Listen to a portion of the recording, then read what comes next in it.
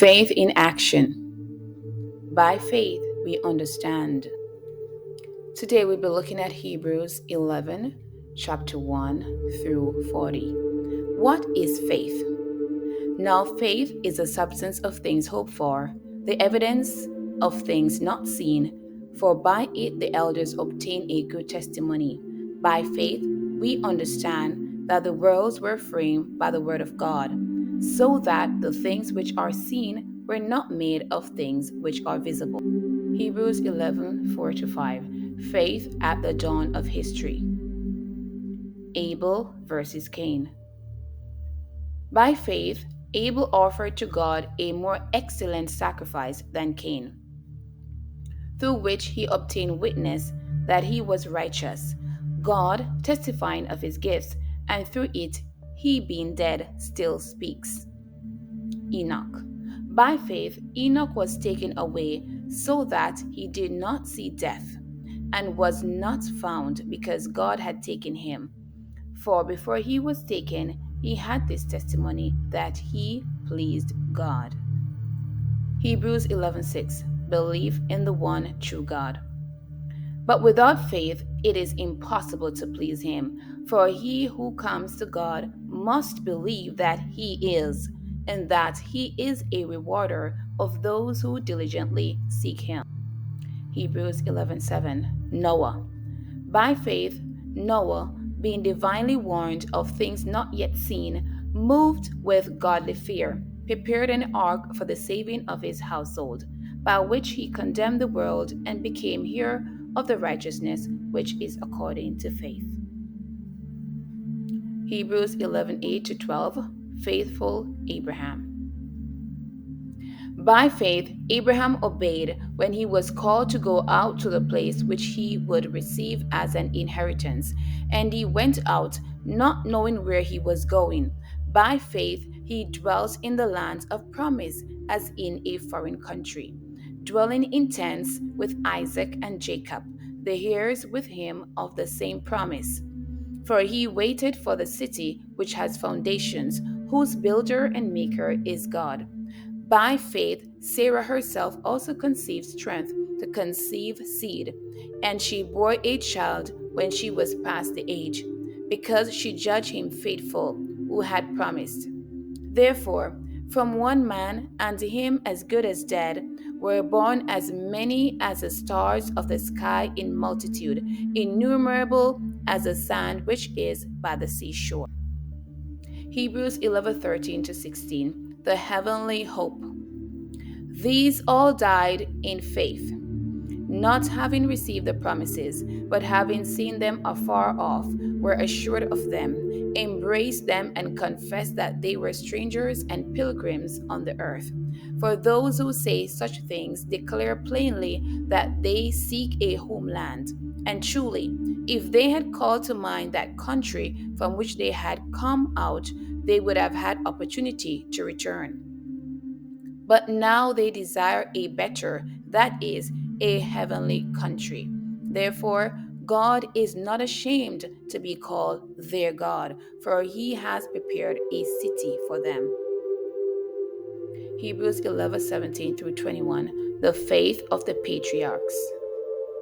Abraham. By faith, Abraham, when he was tested, offered up Isaac.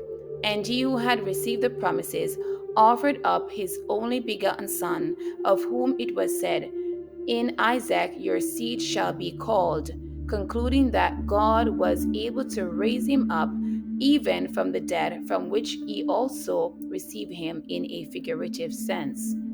Isaac. By faith, Isaac blessed Jacob and Esau concerning things to come. Jacob. By faith, Jacob, when he was dying, blessed each of the sons of Joseph and worshipped, leaning on the top of his staff. Hebrews 11:22. The faith of the patriarchs. Joseph. By faith, Joseph, when he was dying, made mention of the departure of the children of Israel and gave instructions concerning his bones. Hebrews 11:23 through 26. Moses. By faith, Moses' parents hid him for 3 months after he was born, because they saw he was no ordinary child, and they were not afraid of the king's edict. By faith, Moses, when he had grown up, refused to be known as the son of Pharaoh's daughter. He chose to be mistreated along with the people of God rather than to enjoy the fleeting pleasures of sin. He regarded this grace for the sake of Christ as of greater value than the treasures of Egypt, because he was looking ahead to his reward. Hebrews 11:27 to 29. By faith he left Egypt, not fearing the king's anger. He persevered because he saw him who is invisible. By faith he kept the Passover and the application of blood, so that the destroyer of the firstborn would not touch the firstborn of Israel. By faith the people passed through the Red Sea as on dry land, but when the Egyptians tried to do so, they were drowned. Hebrews 11:30. The walls of Jericho fell down. By faith the walls of Jericho fell after the army had marched around them for 7 days. Hebrews 11:31. Rahab. By faith the prostitute Rahab, because she welcomed the spies, was not killed with those who were disobedient. Hebrews 11:32 to 34. By faith the saints overcame. And what more shall I say? I do not have the time to tell about Gideon, Barak, Samson, and Jephthah, about David and Samuel and the prophets, who through faith conquered kingdoms, administered justice, and gained what was promised, who shut the mouths of lions, quenched the fury of the flames, and escaped the edge of the sword, whose weakness was turned to strength, and who became powerful in battle and routed foreign armies. Hebrews 11:35 to 38. By faith the saints overcame. Women received back their dead, raised to life again.